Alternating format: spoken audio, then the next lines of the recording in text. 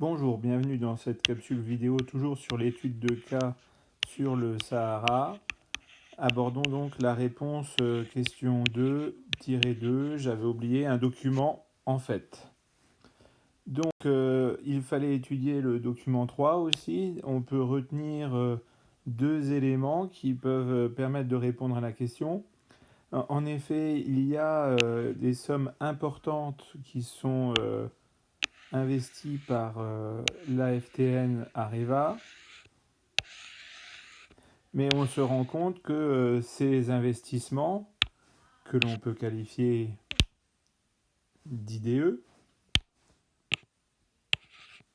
ne sont pas dirigés pour un développement général du pays, mais sont des investissements, et comme c'est normal pour une société privée, des investissements qui permettent d'assurer la production, la division internationale du processus productif, puisque la route est construite entre un port et en fait les mines d'uranium qui sont exploitées par Areva.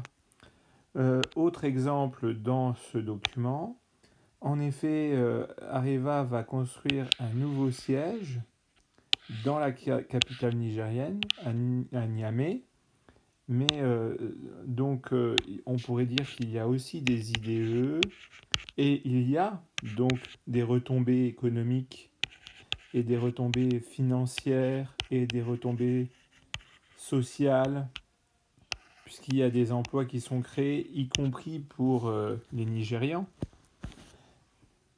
Mais ce qu'on peut dire, c'est que comme ce siège social s'installe dans la capitale, en fait, ces IDE renforcent les inégalités sociales et économiques à l'intérieur du Niger, puisque seules les populations citadines de la ville capitale, qui est sans doute aussi la zone et la région la plus développée et la plus riche du Niger, vont en profiter. Les populations rurales et les populations nomades vont, elles, rester à l'écart de ce développement.